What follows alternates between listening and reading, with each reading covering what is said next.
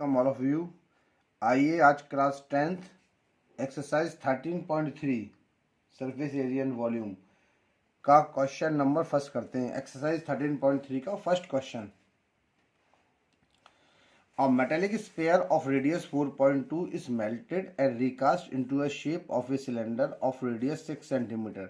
Find the height of the cylinder। इसमें कह रहे हैं कि अब मेटेलिक स्पेयर ऑफ रेडियस 4.2, एक मेटेलिक स्पेयर है जिसका रेडियस है हमारा 4.2 और यहाँ पर आपका recast it into the shape of a cylinder of radius 6 centimetre.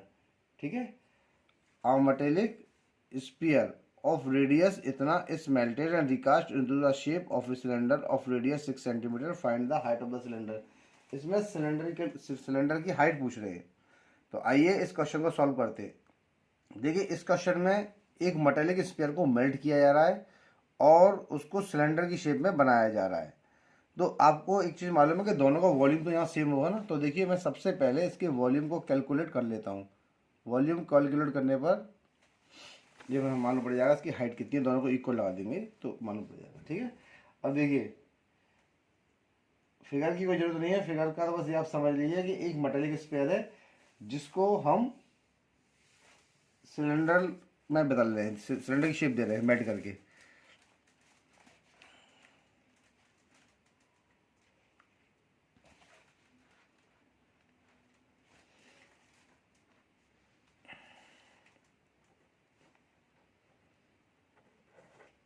तो लेट द रेडियस R1 मान लेते हैं स्फीयर का। रेडियस R1 ऑफ स्फीयर, यहां पर स्फीयर का रेडियस कितना दे रखा है 4.2 सेंटीमीटर और यहां पर रेडियस R2 मान लीजिए सिलेंडर का। ठीक है ना, रेडियस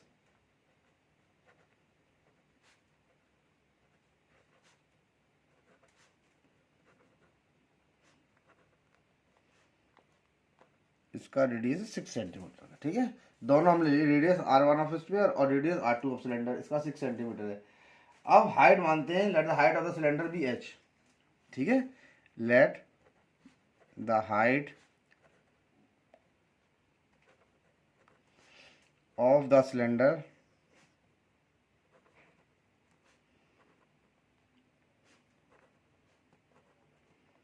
देखिए सिलेंडर की हाइट कितनी हो गई हमारी, सिलेंडर की हाइट हो गई h। अब दोनों का वॉल्यूम कैसा होगा, सेम।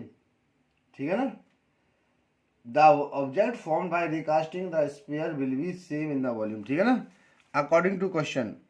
अब आइए according to question.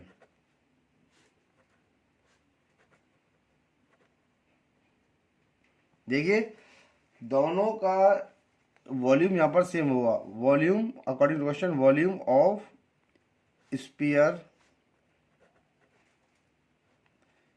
Equals to volume of cylinder.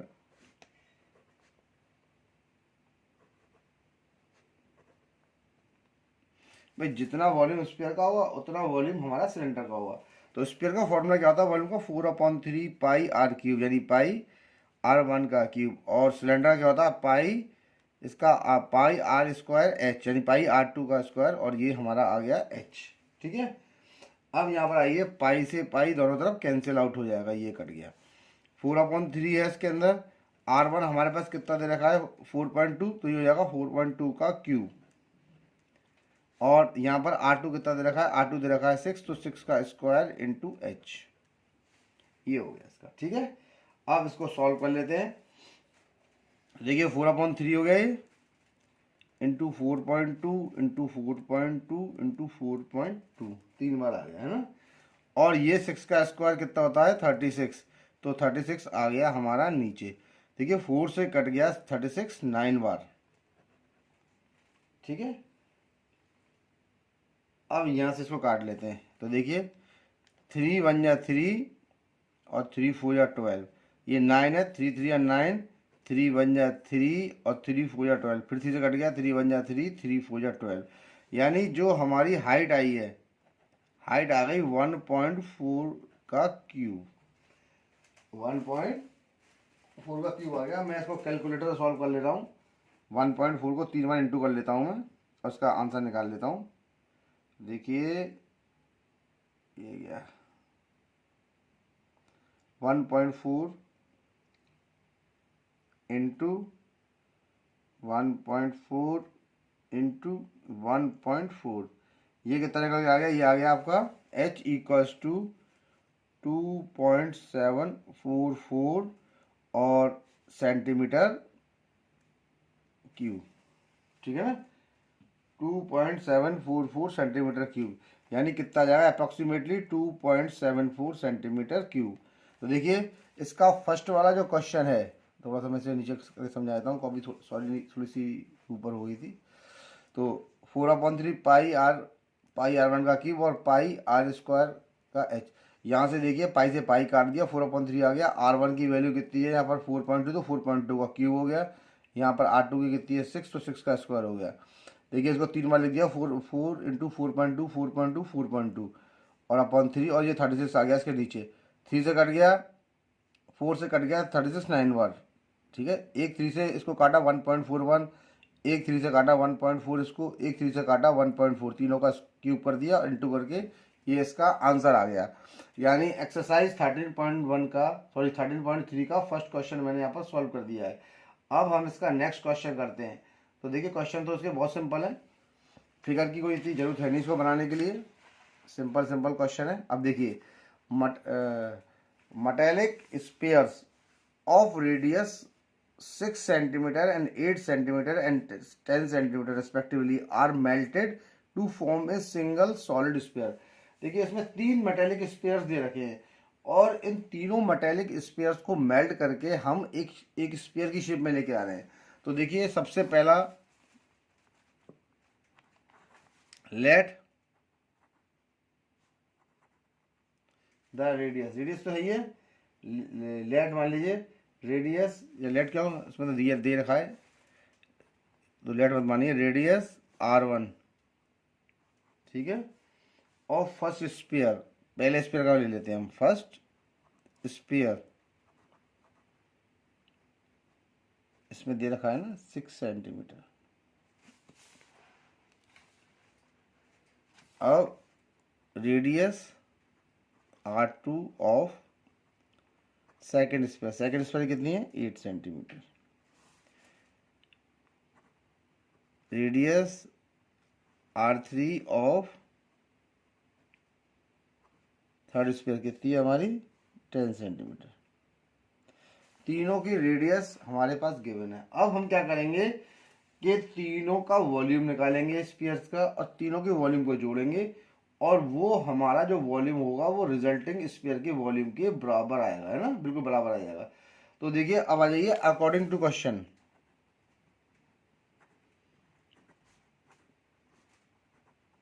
देखिए क्वेश्चन में कह रहा है कि इन तीनों स्फीयर्स को मेल्ट किया गया और एक नया स्फीयर बनाया गया। तो आपका क्या होगा कि बस क्वेश्चन में आपसे ये पूछ रहा है कि find the radius of the resulting sphere. तो देखिए वॉल्यूम ऑफ रिजल्टिंग स्फीयर,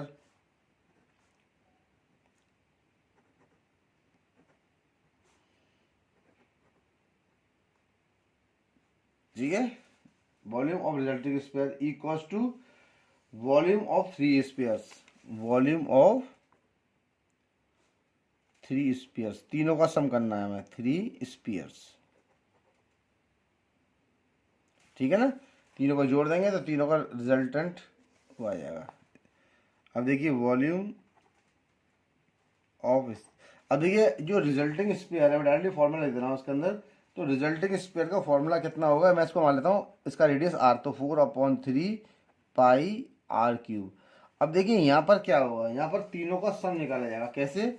ये होगा, देखिए पहले वाले का 4/3 पाई R1 का क्यूब प्लस 4/3 पाई R2 का क्यूब, दूसरे का हो गया, प्लस 4/3 पाई R3 का क्यूब।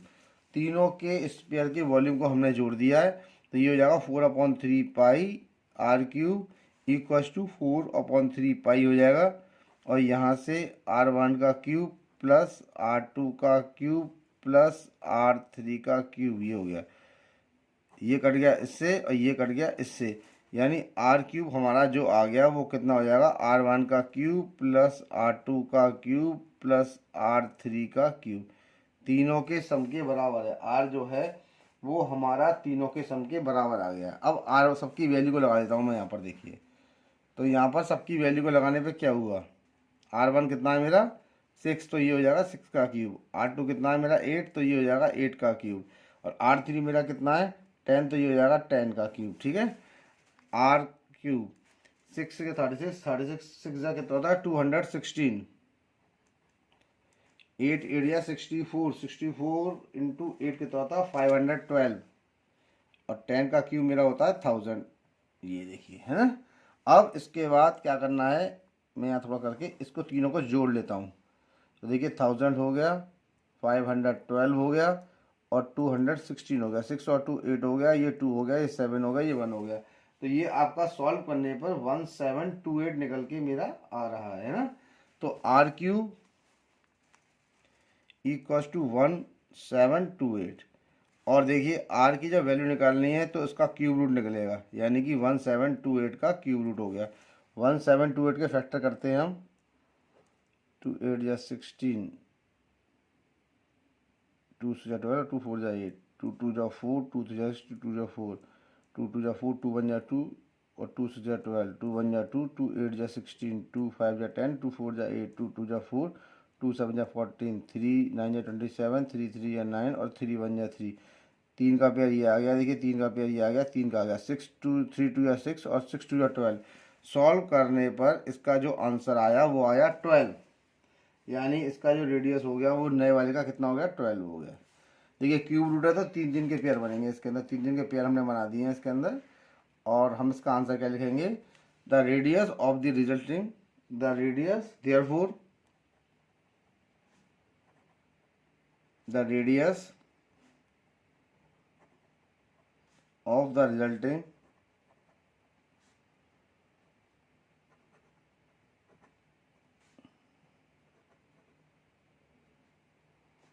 Twelve centimetre. देखिए ये क्वेश्चन हमारा यहाँ पर सॉल्व हो गया है, इसका आंसर निकल आया है। अब इसका नेक्स्ट क्वेश्चन हम करते हैं। तो देखिए नेक्स्ट क्वेश्चन क्या है, यहाँ देखिए नेक्स्ट क्वेश्चन में कह रहे हैं are 20 metre deep well with diameter 7 meter is dug and the earth from digging is evenly spread out to form a platform 22 meter by 14 meter. Find the height of the platform. फिर देखिए a 20 meter deep well with diameter 7 meter is dug and the earth from digging is evenly spread out to form a platform 22 meter by 14 meter. यहाँ पर क्या किया गया है, एक गड्ढा खोदा जा रहा है। गड्ढा जो है वो कितना है 20 मीटर डीप है, यानी इसकी जो हाइट है उस गड्ढे की वो कितनी हो जाएगी हमारी 20 मीटर ना। और इस गड्ढे को खोद के, इस गड्ढे को खोद के क्या कराया है, उस अर्थ को इवनली स्प्रेड किया जाता है। मैं इसका डायग्राम बना के थोड़ा सा एक्सप्लेन कर दे रहा हूँ हल्का सा। जैसे डायग्राम की इनमें कोई खास आवश्यकता है नहीं है, फिर भी देखिए जैसे कि ये आपका जो वेल होगा वो सिलेंड्रिकल शेप का होगा।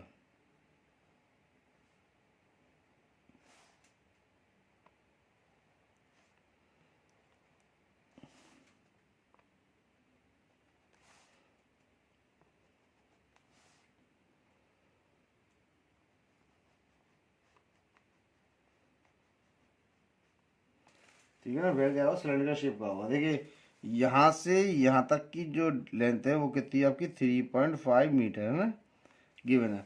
Are a 20 metre deep well with diameter, diameter 7 है तो उसका 3.5 हुआ आधा। और इसकी जो हाइट है वो हमारे पास कितनी देखिए, यहाँ से यहाँ तक जो इसकी हाइट है इस वेल की वो है मेरी 20 मीटर। तो a 20 metre deep well with diameter dug out and the earth from digging is evenly spread out to form a platform. अब इसके चारों तरफ यानी इस कुएं की जो चारों तरफ जो मेड़ बनती है उस पर लगाने के लिए जो भी मिट्टी मिलेगी वो डाल दी जाएगी। और उसके प्लेटफॉर्म, जो प्लेटफॉर्म होना चाहिए वो 22 मीटर बाय 14 मीटर का होना चाहिए। तो ये कह रहे हैं find the height of the platform. ठीक है, the earth from digging is evenly spread out to form a platform इतना। जितनी मिट्टी निकाली गई उस मिट्टी से इसका जो प्लेटफॉर्म बना वो बना 22 मीटर बाय 14 मीटर। तो इस प्लेटफॉर्म की हाइट पूछी गई है। ठीक है, तो इसकी जो शेप होगी वो तो आपको मालूम है सिलेंडर की होगी, और डेप्थ इसमें दे रखी है, रेडियस के अंदर हो गया है, और इसकी हाइट मान लेते हैं, ठीक है ना। अब देखिए मैं सॉल्यूशन करता हूँ। Let the height of the platform be 7 metre, 7 metre की है ना। अब जो हमारा जो वेल होगा, वेल वो सिलेंड्रिकल शेप का तो है ही है, ठीक है ना। तो depth of the well, depth कितनी हो जाएगी इसकी, मैं इसकी हाइट को एक काम करता हूँ, तो डेप्थ भी हमारी ऐसे ही कैलकुलेट होगी। तो हम इसकी जो इसकी let height of the platform, height को मान लेता हूँ मैं कैपिटल एच, है ना। Let height H of the platform भी था। तो डेप्थ ऑफ वेल इसको स्मॉल एच से मान लेते हैं। ये कितनी है हमारी, ये है 20 मीटर, ठीक है। और डायमीटर ऑफ वेल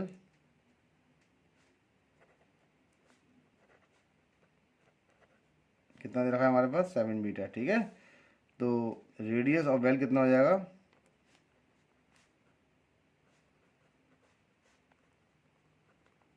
3.5 मीटर, है ना। तो रेडियस ऑफ जो वेल आ गया वो कितना आ गया मेरे पास, 3.5 मीटर निकल के आ गया रेडियस ऑफ द वेल, है ना। ये यहाँ पर कैलकुलेट कर लिया है। अब इसके बाद एरिया ऑफ प्लेटफॉर्म निकालते हैं ना। एरिया ऑफ कितना निकल रहा है, एरिया ऑफ प्लेटफॉर्म, लेंथ और ब्रेथ दे रखी है इसके अंदर, तो कितना हो जाएगा, लेंथ इनटू ब्रेथ। लेंथ कितनी है हमारे पास, 22 इंटू 14, ठीक है। 22 का जब 14 से आप इसका इंटू जब बाद में इसको इक्वल कर देंगे क्योंकि ये कटना है, ठीक है। यहाँ तक आ गया। अब यहाँ पर जितना वॉल्यूम इस मिट्टी का इस कुएं से खोद के निकाला जा रहा है उतना ही इस प्लेटफॉर्म पर डाला जा रहा है, ठीक है ना। अब यहाँ पर क्या होगा, अकॉर्डिंग टू क्वेश्चन, आइए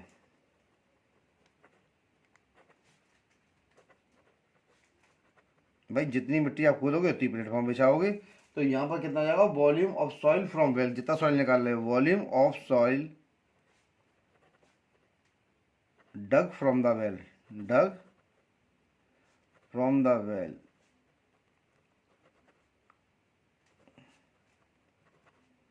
और ये किसके बराबर होगा, volume of soil use to make such platform, volume of soil, volume of soil to make such platform, ठीक है। अब आ जाइए यहाँ पर, तो देखिए यहाँ पर हमारा जो वॉल्यूम ऑफ सॉइल है, ठीक है ना, वॉल्यूम ऑफ सॉइल, तो यहाँ पर देखिए वॉल्यूम ऑफ सॉइल क्या होता है हमारा, ये होता है पाई आर स्क्वायर एच होता है ना। ये तो हो गया वॉल्यूम ऑफ सॉइल, है ना। अब volume of soil to make platform, तो प्लेटफॉर्म का जो वॉल्यूम है वो हमें कितना गिवन है, ये तो इसका हो गया 22 इंटू 14, और वॉल्यूम होता है length into breadth into height, और हाइट हमने कितनी मानी है इसकी, एच, ये होगी इसकी वैल्यू, है ना। तो अब सबकी वैल्यू को मैं सब्स्टिट्यूट कर देता हूँ। तो पाई की वैल्यू हमारी कितनी होती है, पाई की वैल्यू होती है 22/7, तो मैंने लगा दी। और वेल का जो रेडियस है वो कितना दे रखा है, 20, तो ये हो जाएगा 20 का स्क्वायर। और देखिए हाइट कितनी दे रखी है इसकी, वेल की जो हाइट है वो है 7, तो 7 लगा दी। ये 22 इंटू 14, और एच हमें यहाँ पर निकालना है। बस इसकी वैल्यूज मैंने सारी पुटअप कर दी हैं। अब इसको क्वेश्चन को आगे की तरफ प्रोसीड कर लेते हैं इसके अंदर, ठीक है। Pi r square into h, h तो मेरा था यहाँ पर तुम्हारा 7 था, पाई इसका 7 था, 20 था, ये पाई आर रेडियस कितना है इसका, देखिए वेल का, ओहो, पाई आर स्क्वायर एच, आर 7.2 गलत दिख दिया है ये, पाई तो हो गया 22/7, देखिए रेडियस कितना था इस वेल का, 3.5, तो 3.5 का स्क्वायर हो गया, और हाइट इसकी तो भाई 20 है, सॉरी 22 इंटू 14, अब सही है, वैल्यू हमने गलत दी थोड़ी सी। तो देखिए ये कितना जाएगा, 22/7 into 3.5 into 3.5 into 20 equals to 22 into 14 into h, ठीक है। पॉइंट हट गया नीचे 10 आ गया, पॉइंट हट गया नीचे 10 आ गया, 10 से कट गया कितनी बार, 2 बार, और 2 से कट गया कितनी बार, 5 बार। और देखिए 7 5 या 35, एक 35 यहाँ से कट गया है ना। अब ये कितना हो जाएगा, 22 इंटू एक 35 बचा, 35 upon 22 into 14 equals to h. 22 से 22 कट गया, ठीक है। अब देखिए 35 और ये बच गया, ये कितने बार कट गया, 7 2 जा 14 और 7 5 जा 35। तो ये हमारा कितना आ गया, 7 5 या 35। 7 से काटा तो ये 5 बार कट गया और ये 2 बार कट गया। तो h बराबर कितना हो जाएगा, 5/2, यानी कि 2.5 मीटर। तो इसकी जो हाइट हो गई वो कितनी निकल के आई मेरी, 2.5 metre. Therefore height of such platform will be, answer क्या लिखेंगे, देयरफॉर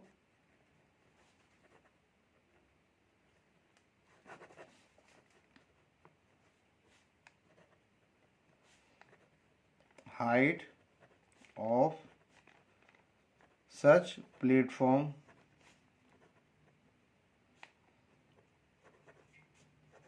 will be 2.5 मीटर। तो देखिए ये आपका थर्ड क्वेश्चन सॉल्व हो गया है। अब इसका फोर्थ वाला क्वेश्चन हम करते हैं।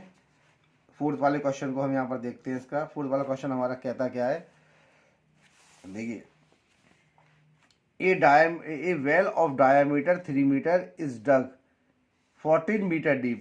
The earth taken out of it has been spread evenly all around it in the shape of a circular ring.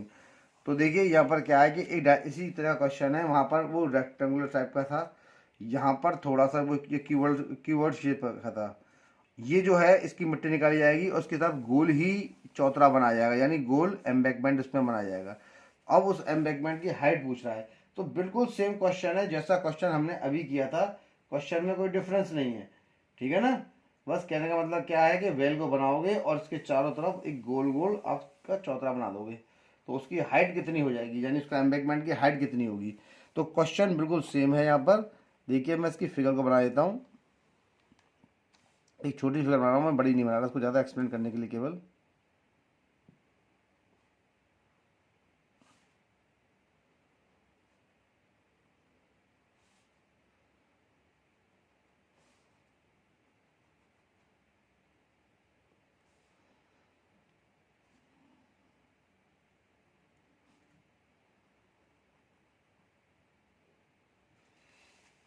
ये हो गया, उसकी जो हाइट है वो कितनी है हमारी, वो है 14 मीटर, ठीक है। और वेल ऑफ डायमीटर 3 मीटर, इसका डायमीटर 3 मीटर है, तो रेडियस कितना हो जाएगा, 3/2, ठीक है ना। तो इसका जब डायमीटर आपका वेल का जो डायमीटर है वो है 3 मीटर, तो इसका जो रेडियस होगा वो रेडियस कितना हो जाएगा इस वेल का, 3/2 मीटर हो जाएगा, है ना। ये हो गया इसका, ठीक है। अब यहाँ पर क्या कर रहा है, the earth taken out of it has been spread evenly around the in the shape of a circular ring of width इतना। अब इसके चारों तरफ इसी प्रकार से जो मेड़ बन रही है, उसके चारों तरफ हमें इस प्रकार से एक मेड़ बना देनी है, ठीक है।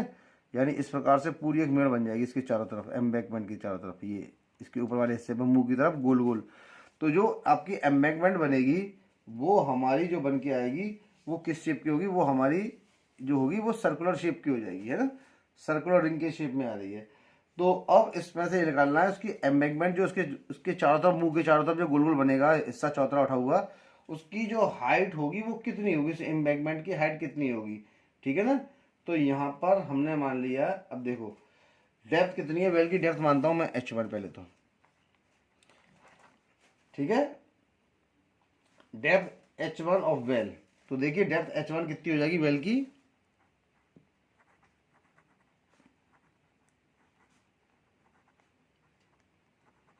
इसकी जो डेप्थ है वो कितनी है हमारी, 14 मीटर, ठीक है। इसकी जो करें वो 14 मीटर होगी। इसकी एम्बैकमेंट की चौड़ाई जो दे रखी है वो आपकी 4 दे रखी है, यानी कि जो एम्बैकमेंट बनना है वो पूरा 4 का है। यानी ये जो पोर्शन बन के आ रहा है ना, इसको डबल मत करिएगा, सिंगल पोर्शन में बनेगा ये पूरा चौतरा। तो ये हमारा जो एम्बैकमेंट बनेगा ये कितने का, 4 का है। ये वाली शेप नहीं है, इसको क्रॉस कर देना ना, ये अंदर वाली ही लेना। तो ये आपकी 4 मीटर की इसकी विड्थ है। ये बाहर, सॉरी मैं बता रहा हूँ, बाहर का ये बाहर वाले हिस्से को कट ऑफ कर देना, इसकी जरूरत नहीं है, अंदर वाले पार्ट को ही कंसिडर करना है। मैंने गलती डबल बना दिया, स्पेरिकल नहीं है ये, सिंगल है ये। तो ये इस वाले पोर्शन को हम कट कर देंगे, इसी को जरूरत नहीं है, अंदर वाले पोर्शन को ही ले रहे हैं, ठीक है ना। फिर बता दे रहा हूँ मैं आपको, ये बाहर का पोर्शन मैंने गलत बना दिया है, केवल अंदर की विड्थ लेना है इस वाले हिस्से की, ये चीज़, ये एम्बैंकमेंट हो गई। तो यहाँ पर डेप्थ जो आ रही है वो डेप्थ आ रही है H1 वेल की कितनी आ रही है 14 मीटर, है ना। और हमारी रेडियस जो आ रहा है इसके सर्कुलर एंड्स का वेल का कितना है वो 3.1। तो रेडियस R1 ऑफ वेल, ये कितना दे रखा है रेडियस हमारे पास 3/2, यानी कि हमारा कितना हो जाएगा, सीधे से 3/2 लिख लीजिए, बाद में काटा पीटी करेंगे तो देख लेंगे, पॉइंट होगा तो पॉइंट में इसको कन्वर्ट कर देंगे, ठीक है ना। अब विड्थ ऑफ द एम्बैंकमेंट कितनी रखी, विड्थ इसकी, width of embankment,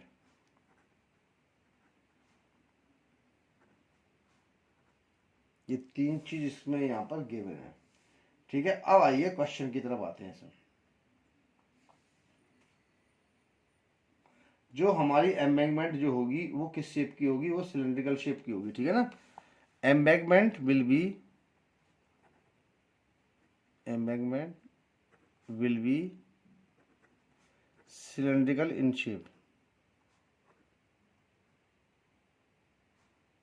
cylindrical in shape. जो हमारी एम्बैंकमेंट होती है वो किस शेप की होगी, वो हमारी सिलेंड्रिकल शेप की होगी एम्बैंकमेंट, है ना। तो जो हमारा आउटर रेडियस कितना हो गया, आउटर रेडियस मान लेते हैं यहाँ से लेके यहाँ तक का, देखिए यहाँ से 3.2 तो था ही इसका डायमीटर, तो यानी रेडियस होगा इसका 3.2 का आधा और प्लस का ये, तो मैं आउटर रेडियस ले लेता हूँ इसके अंदर, है ना, क्योंकि हमने इसका रेडियस निकाल लिया 3.2, तो 3.2 में 4 और जोड़ दीजिए, तो आउटर रेडियस कितना हो गया, आउटर रेडियस हमारा कितना हो जाएगा 4 प्लस का 3/2, यानी कि जब आप सॉल्व करोगे तो एलसीएम इसका 2 हो गया, 4 2 ज़ा 8 प्लस का 3, यानी 11/2 मीटर इसके बाहर का रेडियस मेरा निकल आया, ये हो जाएगा 11/2 मीटर, है ना। और इनर रेडियस कितना हो जाएगा मेरा, वो तो आपका इनर रेडियस कितना हो गया, इसको R1 मान लेते हैं, और आउटर रेडियस को हम R2 लिख देते हैं, यहाँ पर इसको लिख देते हैं R1, है ना। ये कितना हो जाएगा 3/2 मीटर, ठीक है, इतना निकल के आ गया ये। अब हाइट एम्बैंकमेंट कितनी मान लेते हैं H2, late the height of the embankment, late the height of the embankment कितनी हो जाएगी, इसको मान लेते हैं BH2, इसको H2 मान लेते हैं, उसकी H1 मानी थी हमने हाइट, इसकी हम H2 मान लेते हैं। अब देखिए क्वेश्चन लगभग सॉल्व होने वाला है, कुछ इसमें है नहीं है, तो वही चीज जो हमने पहले करी थी, volume of soil dug from well, volume of soil dug from well equals to volume of earth use to form embankment, volume of earth, ठीक है ना, यूज टू फॉर्म एम्बैंकमेंट,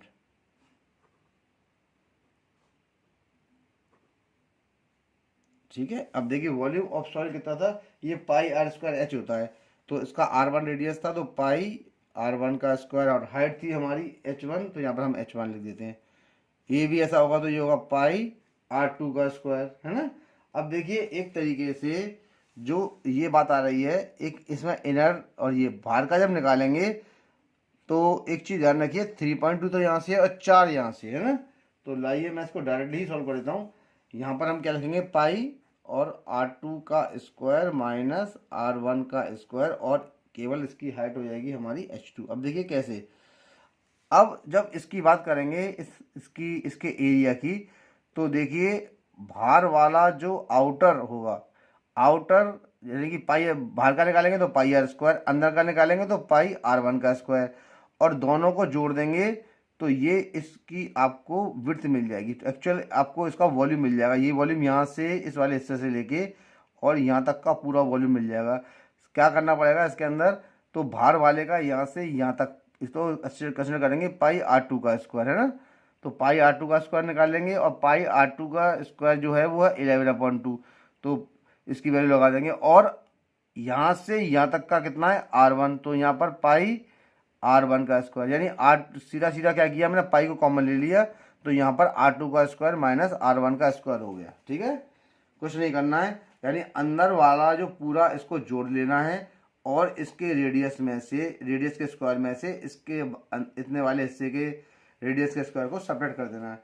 क्योंकि बाहर का जब आप इसमें वॉल्यूम निकालोगे तो इसका कितना होगा, पाई R2 का स्क्वायर है ना, इसका कितना होगा, पाई R1 का स्क्वायर, दोनों का सेपरेट करना है, इसके बराबर इसका वॉल्यूम होगा मटका, है ना। तो अब इसकी वैल्यू को सब पुट अप कर दीजिए। तो देखिए इसकी वैल्यू तो मेरे पास पाई है, ये मैंने लगा दी है ना। यहाँ पर जो R1 की वैल्यू थी वो मेरी कितनी है, देखिए R1 ये रहा, तो मैंने लगा दिया 3/2, दो बार डायरेक्टली लिख रहा हूँ मैं 3/2 और 3/2। और देखिए हाइट कितनी थी इसकी, हाइट यहाँ पर हमारी दे रखी है, कहाँ गई, 14 वेल की डेप्थ, तो मैंने 14 लिख दिया है ना। इसका भी पाई चल रहा है, चलने दीजिए, कोई दिक्कत नहीं है। और इसके अंदर R2 की जो वैल्यू निकाली थी वो मैंने निकाली थी 11/2, तो 11/2 का स्क्वायर हो गया ये ना। और R1 जो हमने निकाली थी वो कितनी थी मेरी, 3/2, तो ये हो जाएगा 3/2 का स्क्वायर और इंटू हाइट हो गई है ना। और पाई से पाई कट गया, ठीक है। तो यहाँ पर कितना हो जाएगा, इसको सॉल्व करिए, ये 3 3 9, तो ये हो जाएगा 9/4 इंटू 14 हमने यहाँ पर लिख दिया है, ठीक है, कोई दिक्कत नहीं। अब यहाँ पर आइए, 11 का स्क्वायर कितना था, 121/4 माइनस का 9/4 और ये हुई इसकी हाइट, है ना। तो ये 2 2 4 और 2 7 14, यानी 9 7 63/2 तो हो गया ये, है ना। एलसीएम उसका हो गया 4 और ये हो जाएगा 121 माइनस का 9 और ये हो गया हमारा एच, है ना। ये हो जाएगा 63/2, 21 में से 9 गया तो हमारा कितना बचा, देखिए 121 माइनस का 9, 11 में से 9 गया तो 2, 112, यानी 112 बच गया। ये हो जाएगा 112/4 इंटू एच, ठीक है। अब इसमें आप चाहो तो सॉल्व कर दीजिए, तो कितना हो जाएगा, 4 1 जा 4 और 4 8 जा 32, है ना। तो सीधा सीधा कितना हो जाएगा, हाइट जो निकल के आ गई वो हमारी कितनी निकल के आई, देखिए हाइट जो अब इसकी निकल के आ रही है क्वेश्चन के अंदर 63/2 तो था ही, यहाँ पर 18 और नीचे इसके पहुँच गया, ठीक है। अब इसको सॉल्व करिए, तो देखिए कैसे सॉल्व करते हैं, डायरेक्टली देखिए इसके अंदर 8 और ये हो जाएगा 9 2 जा 18 और 9 7 जा 63, है ना। तो ये 63, ये कितना था मेरा, 9 7 जा 63/2 14 9/4 तो तुम्हारा यही आ रहा था और 14 वाला पार्ट ये था। आपको चलो सॉल्व करता हूँ मैं इसके अंदर, 9 2 जा 18 और 9 7 जा 63, तो ये हमारा हो जाएगा 7/4 है। 7/4 को इंटू करके देखता हूँ, डिवाइड करके देखता हूँ मैं, किसी गलती हुई है क्या इसमें हमें। ये 9 7 7 डिवाइडेड बाय 4, ये कितना 1.75 आ रहा है। एक बार देखिए हम इसको चेक करते हैं, थोड़ा सा डाउट हो रहा है मुझे। ये आपका 9/4 था और ये मेरा कितना था, 14 था, है ना। तो 9/4 इंटू 14 हो गया, कोई दिक्कत नहीं है। 9/4 इंटू 14 काटते नहीं है, इसको डायरेक्टली हम देख लेते हैं सॉल्व करके। और ये 18, एक सेकेंड, इसको मैं कट कर देता हूँ, थोड़ा सा कैलकुलेशन में मिस्टेक दिखाई दे रही है मुझे, तो मैंने इसको काटा नहीं है, यहीं से सॉल्व काटता हूँ मैं इसको मैंने 9/4 इंटू 14 कर दिया है और ये मेरा कितना था, 121/4 माइनस का 9/4 था, है ना। अब सही है, इंटू एच, एम्बैंकमेंट की H2 थी, तो ये 9/4 इंटू 14 हो गया। इसको सॉल्व करेंगे, देखिए यहाँ पर सॉल्व किया था मैंने एलसीएम लेके, तो कितना हो जाएगा 11121 माइनस का 9/4 इंटू H2, यानी कि कितना हो गया, ये 9/4 इंटू 14 हो गया और ये कितना हो जाएगा 112/4 इंटू H2, 4 से देखिए 4 कट गया यहाँ पर। अब इस 112 को काटना चाहें तो ये भी कट जाएगा, कोई दिक्कत नहीं है इसके अंदर। तो ये कितना हो जाएगा 9 इंटू 14/112, ये 12 नीचे आ जाएगा इसके, है ना। अब देखते हैं ये क्या होता है इसका। तो देखिए ये हो गया ये, अब ये 14 से 14 8 जा 14 से कट गया ये 8 बार, तो जो हमारी हाइट आ गई वो कितनी आ जाएगी 9/8। और जब 9 को आप 8 से डिवाइड करेंगे देखिए मैं कैलकुलेटर से कर दे रहा हूँ उसको फटाफट। 9 डिवाइडेड बाय 8, तो ये निकल के कितना आ गया मेरा 1.125। ये देखिए इसका आंसर हो गया। जो एम्बैंकमेंट की जो हाइट होगी H2 वो कितनी होगी मेरी 1.125 है ना। सीधा सीधा आंसर है इसका। अब आंसर लिखना चाहें तो उसको डायरेक्टली लिख दीजिए। Therefore the height of the embankment will be, लिख देता हूँ मैं इसको एक बार। ये देखिए देयरफॉर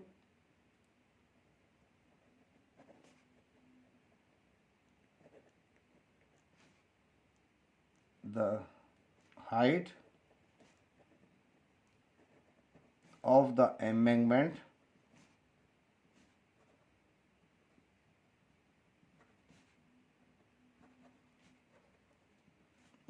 वन 1.125 मीटर। देखिए ये क्वेश्चन हमारा यहाँ पर सॉल्व हो गया है। अब बचे हुए क्वेश्चन यानी 4/5 से हम इसकी नेक्स्ट वीडियो में करेंगे।